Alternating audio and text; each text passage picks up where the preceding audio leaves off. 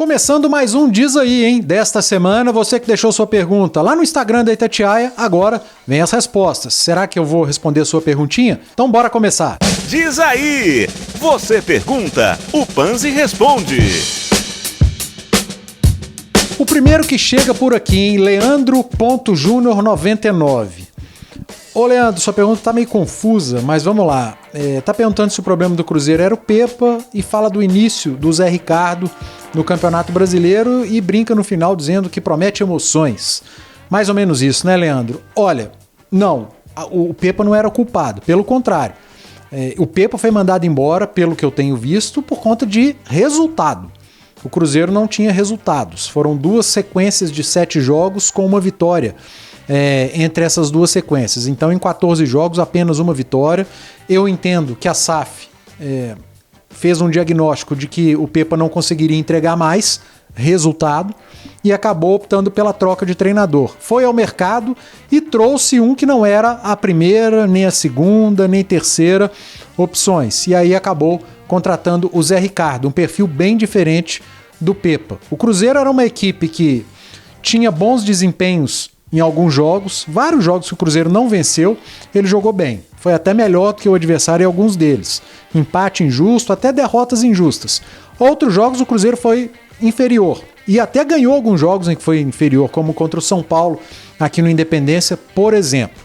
Mas vamos lá, era um time que criava.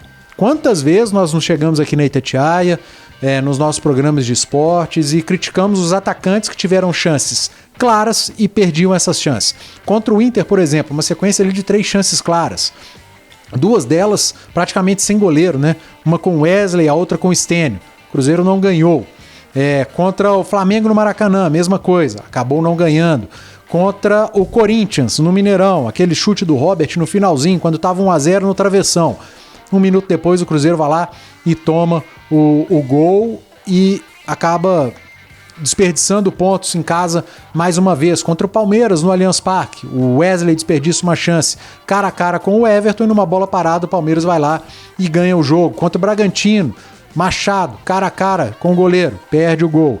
O Zé Ricardo, que foi contratado, é um treinador que tem por característica, e nós falamos isso antes dele estrear, quando o Cruzeiro anunciou o nome dele, que, estudando os últimos trabalhos do Zé, eram equipes que tinham por características defesas mais sólidas, e a do Pepa já era. A defesa do Cruzeiro estava com o Pepa entre as melhores do campeonato, mas as equipes do Zé Ricardo tinham ataques que produziam pouco.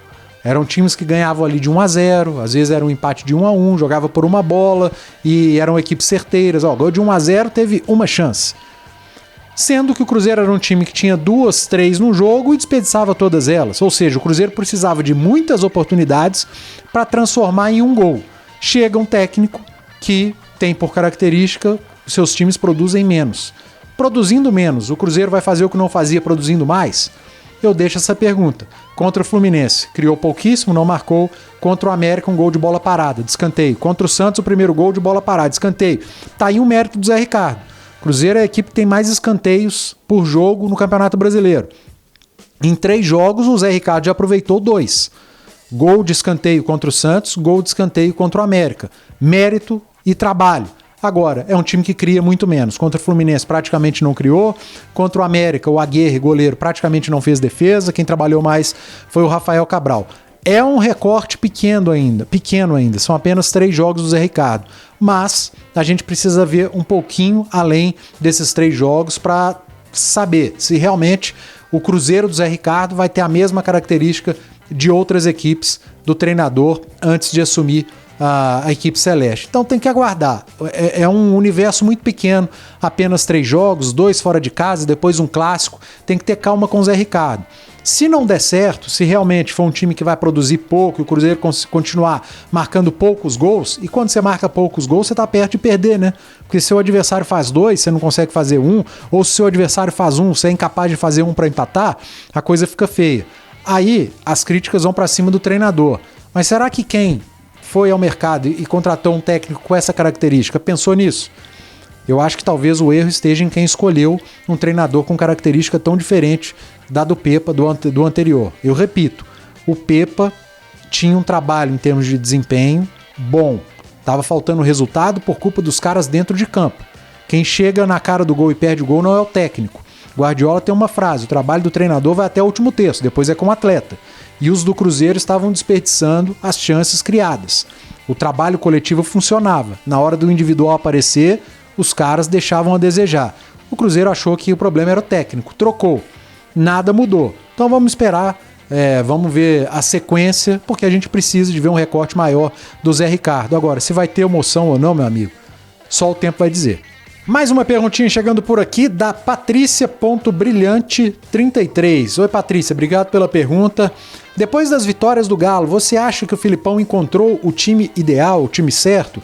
Ô, Patrícia, eu acho que o elenco do Atlético, o grupo de atletas do Atlético, assimilou melhor a ideia de jogo do Filipão.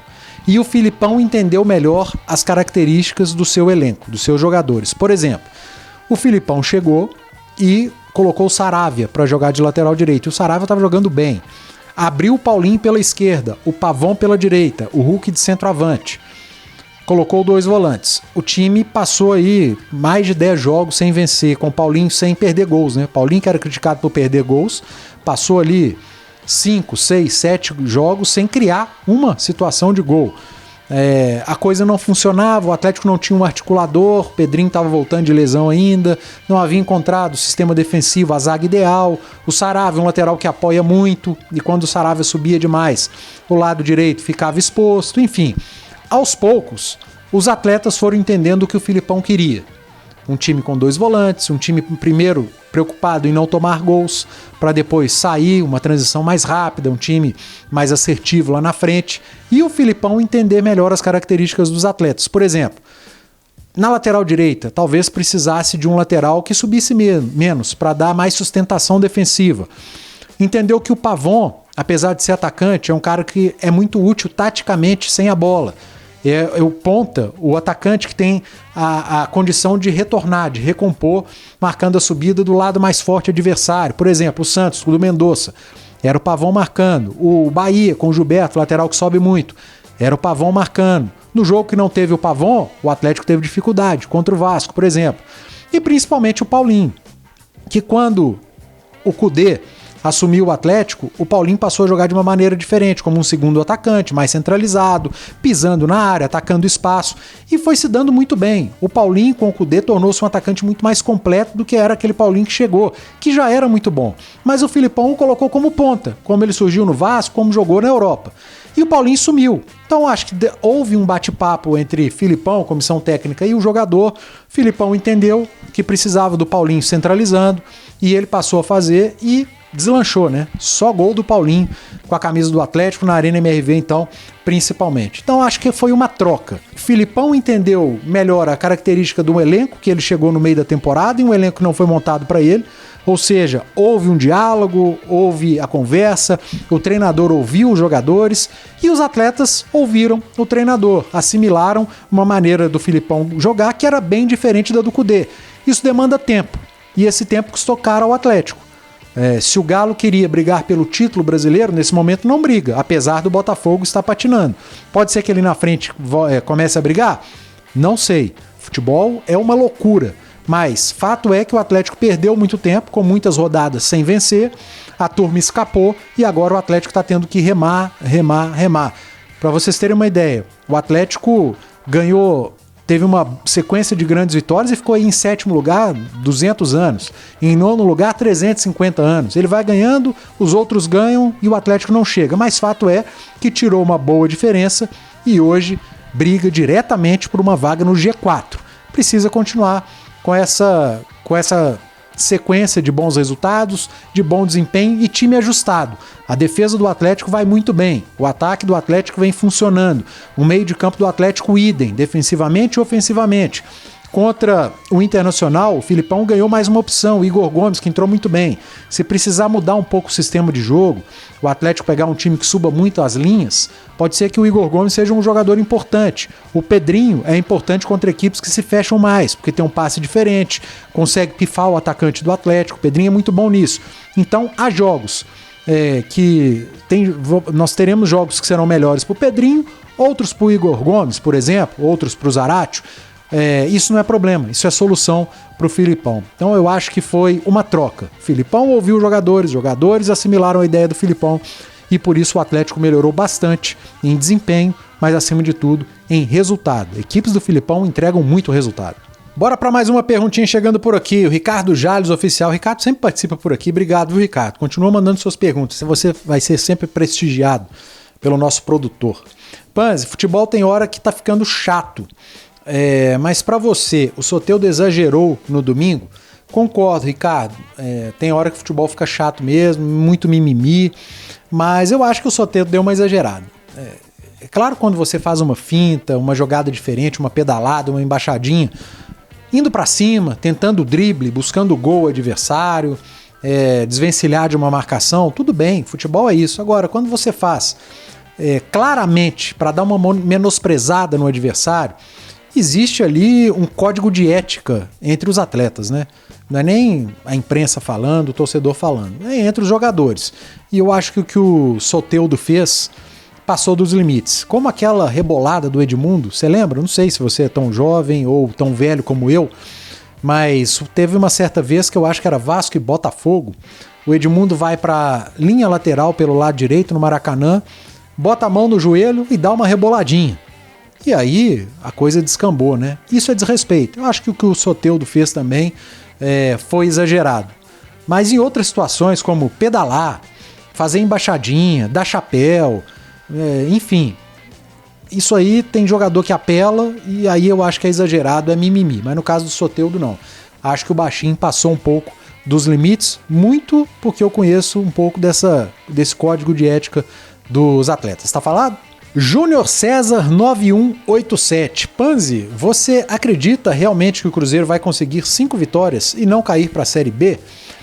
Ô Júnior, eu acho que tem potencial para conseguir vitórias. Porque tá difícil, né? O Cruzeiro é um time que tem produzido pouco, o pouco que produz, principalmente depois que o Zé Ricardo chegou, os caras desperdiçam. É um time que tá dependendo muito da bola parada, dos gols do zagueiro, do volante. Tem sofrido um pouco defensivamente nas últimas partidas, enfim. Vai ser difícil, vai ser sofrido. Essa semana eu fiz um recorte dos últimos 10 jogos. E nos últimos 10 jogos do Campeonato Brasileiro, vários concorrentes estão melhores que o Cruzeiro. Até o América, nos últimos 10 jogos, somou 1 ponto a mais que o Cruzeiro. O Vasco, por exemplo, somou 6 pontos a mais. O Goiás havia somado 6, empatou com o Botafogo, já são 7. Enfim, a coisa não tá boa, a coisa não tá legal, o Cruzeiro precisa entregar resultado, mas o desempenho caiu em relação ao Cruzeiro do Pepa. E quando o Cruzeiro tinha um desempenho melhorzinho e não vencia, já estava ruim. Imagina agora que teve uma queda de desempenho. Os resultados vão ficar ainda mais difíceis. E a tabela é muito complicada. Um jogo contra o Cuiabá, vai ter um período aí de treino, por conta da parada FIFA, da mudança de data. Acho que pode ser importante para o Zé Ricardo, para tentar mexer no time, fazer algo diferente, recuperar o Matheus Pereira. Mas é um jogo muito difícil. O Cruzeiro tem desfalques importantes para essa partida. Depois tem Clássico, tem Flamengo aí antes do Clássico. Então a tabela, a sequência não ajuda, né? É muita dificuldade pela frente. E se você fica ali 1, 2, 3 rodadas sem pontuar, o campeonato não perdoa. Então o Cruzeiro precisa, acima de qualquer coisa, voltar a vencer, pontuar. Como fez contra o Santos, por exemplo. Um primeiro tempo ruim, equilibrado, mas que com gol de cabeça acabou escancarando a defesa do adversário e o Cruzeiro conseguiu vencer. Você me perguntou se eu acredito. Eu acredito, mas com o pé atrás. O Cruzeiro precisa entregar mais para que a gente acredite com mais confiança que a coisa vai melhorar, que a coisa vai fluir. Meu xará Edu H. Garcia 9. Panzi, por que o Vargas continua no Atlético? Ô xará, porque ele tem contrato. É simples. O Vargas tem contrato e quando você precisa rescindir um contrato ou vai mandar um jogador embora, se não houver acordo, a coisa pode ficar mais cara até do que contratar um atleta. Então o Atlético tem que tratar a situação com muito cuidado, com muito zelo, não se brinca com dinheiro do clube e até mesmo com o profissional, né? Ele tá machucado, tá no departamento médico, ele e o Alisson, os dois únicos no DM, né? Já que o Igor Rabelo foi liberado. O Vargas já foi muito importante para o Atlético em 2021, principalmente na Copa do Brasil. Em 2022, depois da lesão na panturrilha do Hulk, quando o Vargas virou centroavante do time, ele foi fundamental para que o Atlético conseguisse uma vaga na pré-Libertadores. Mas esse ano, a gente há de convir que o Vargas não entrega, não tá bem, os poucos jogos que entrou foi muito mal, e ele continua no Atlético, eu repito, porque ele tem um contrato longo, e ou o Atlético respeita o contrato se o Vargas quiser ficar, ou clube e atleta entram no acordo e o Vargas vai seguir sua vida. Fato é que para essa temporada ele segue cumprindo seu contrato. Luiz Borne. Luiz, para ficar mais fácil. Obrigado, Luiz, pela pergunta. Sobre Libra, LFF e Brasileiro, vão ser 3 campeonatos? Como com os times separados, tá uma bagunça. Tá uma bagunça, Luiz, concordo. Não, mas não vão ser 3 campeonatos. Essa separação de grupos, Libra, Liga Forte Futebol, essa dos times da SAF, essa separação nesse primeiro momento é por negociação de direitos de transmissão e venda ali das placas publicitárias, né? Então tem 3 grupos negociando de maneira diferente. Agora o campeonato vai ser um só, mas aí que tá, né, cara? Se fosse um grupo, a negociação seria mais fácil, seria melhor para todo mundo, talvez o retorno financeiro fosse bem melhor e seria um produto mais rentável, com maior organização, ao meu ver.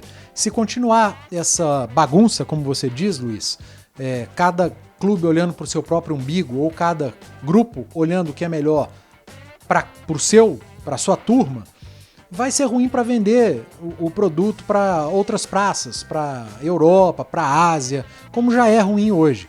E se eles não entrarem num acordo, a gente fala de liga de futebol aqui no Brasil, para os clubes ficarem à frente, não vão ficar. Se continuar separado, quem vai confeccionar a tabela, quem vai organizar o campeonato vai acabar sendo a CBF. Então pouca coisa vai mudar. Acho que ainda tem muita água para passar debaixo da ponte e eu torço muito para que os clubes entrem num acordo, apesar de não acreditar que isso vai acontecer. Sou muito pessimista quando o assunto é dinheiro envolvendo os clubes no futebol brasileiro. Para a gente seria ótimo, né? Para quem trabalha com futebol, para o torcedor seria maravilhoso, mas principalmente para os clubes. Mas parece que eles pensam de outra forma, de outra maneira. A tendência é que siga bagunçado, com um pouco mais de dinheiro, mas bagunçado. Juju Niesta, 08. Alô, Juju Niesta, tudo bem? Obrigado pela pergunta. Panz, o que aconteceu com o Matheus Pereira ia ser relacionado e não foi contra o América? Ô Juju, havia expectativa dele ser relacionado, porque ele trabalhou com o grupo durante a semana.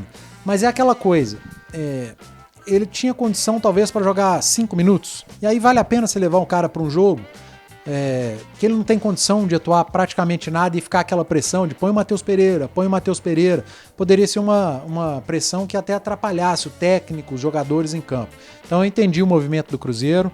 Depois dessa mudança de data, do dia 8 para o 5, 5 para 14, contra o Cuiabá, um prazo grande ali de trabalho, de treino, dá para o Matheus Pereira readquirir condição física, readquirir, acima de tudo, confiança para entrar numa dividida e nos treinos. Certamente ele vai readquirindo essa confiança para, quem sabe, contra o Cuiabá, ser relacionado, entrar para jogar 45 minutos, meia hora, e aí sim, contra Flamengo, no clássico contra o Atlético, o Cruzeiro, o Zé Ricardo, poderem utilizar o principal jogador, a principal contratação da última janela, o Matheus Pereira. Esse sim, eu acho que pode ser um cara para elevar o nível do time, do elenco. Pena que a gente viu tão pouco, né? O Cruzeiro contratou o Matheus Pereira, a principal contratação do clube na janela de meio de temporada, ele jogou um jogo e meio e se lesionou. 10 semanas aí sem Matheus Pereira. Mas agora para essa reta final, tomara que dê tudo certo, que não haja mais nenhum tipo de lesão e que o Matheus Pereira consiga entregar aquilo que se espera dele.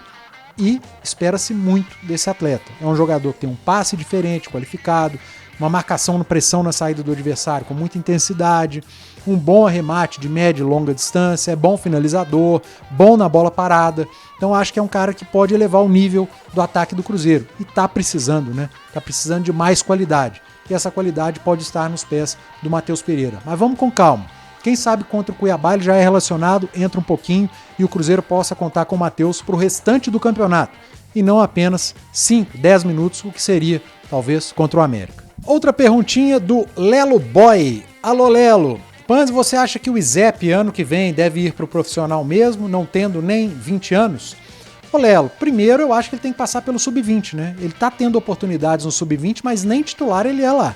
Ele é um jogador de Sub-17, que tá acima da média, tem ido muito bem, artilheiro, dando assistências, o cara da bola parada. É muito bom jogador, fato, do Sub-17. Aí vai ser utilizado no Sub-20, jogar uma Copa São Paulo de Futebol Júnior, por exemplo, para em seguida começar a ser utilizado no time profissional do Atlético. Eu acho que tem que ir com calma, não dá para queimar o jogador. Alex, talento, o Alex do Cruzeiro, ele tem uma frase e eu concordo muito com ele. Futebol de base parece outro esporte em relação ao futebol profissional. E eu acho que isso tem que ser respeitado. E os caras lá dentro sabem muito bem o que estão fazendo. O Atlético tem um técnico muito experiente, que é o Filipão. Então vamos escutar quem sabe, quem tem experiência nesse momento. Dar tempo ao tempo para o ISEP. Deixa ele jogar, ter uma rodagem no Sub-20, participar de uma Copa São Paulo, para aí sim o ISEP começar a ter oportunidades no profissional do Atlético. Primeiro no dia a dia, nos treinos, e depois, quem sabe, nos jogos. Vamos com calma para não queimar o garoto, porque ele tem muito potencial. Mas vamos dar tempo ao tempo. Valeu, pessoal, mais um Diz Aí aqui no YouTube, @ItatiaEsport. Lembrando, segunda-feira aparece a caixinha de perguntas lá no Instagram, @ItatiaOficial, @ItatiaEsport. Você manda sua pergunta, qualquer assunto, pode ser futebol, pode ser astronomia, culinária, cinema, você que sabe, eu assisto pouco, mas enfim, qualquer assunto. Qualquer coisa que você mandar, a gente vem aqui e responde toda quarta-feira aqui no @ItatiaEsport. Aliás, você que ainda não está inscrito, inscreva-se, deixa sua curtida, deixa seu comentário. Valeu, até a próxima!